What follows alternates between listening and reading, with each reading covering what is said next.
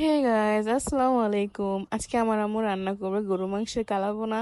সামনে তো কুরবানি চলে আসলো, ভাবলাম গরু মাংস দিয়ে কিছু একটা বানিয়ে আপনাদের সাথে শেয়ার করি। চলুন দেখে নিই কিভাবে রান্না করি। প্রথমেই প্যানে 1 কেজি পরিমাণে গরু মাংস নিয়ে নিব।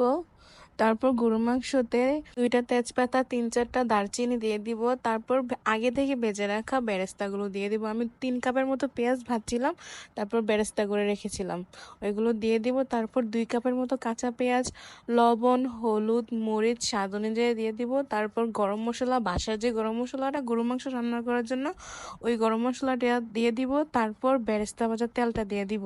তারপর একটু বেশি পরিমাণে 2 টেবিল চামচ আদা রসুন বাটা দিয়ে মাংসটা মাখিয়ে নিব।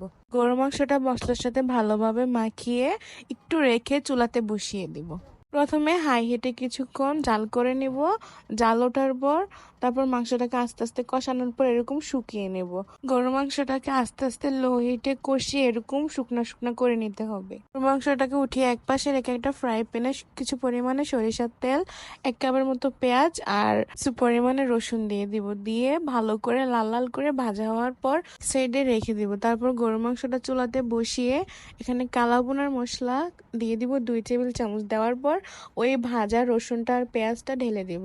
দিয়ে একসাথে ভালোভাবে মিক্স করে গরু মাংসটাকে আরেকটু কষিয়ে আরো শুকনো শুকনো করে একটু কালো হয়ে আসার পর গরু মাংসটাকে নামিয়ে নিব। এই তো রেডি হয়ে গেল আমাদের মজাদার কালাভুনা। আপনারা বাসায় ট্রাই করবেন। Thank you for watching.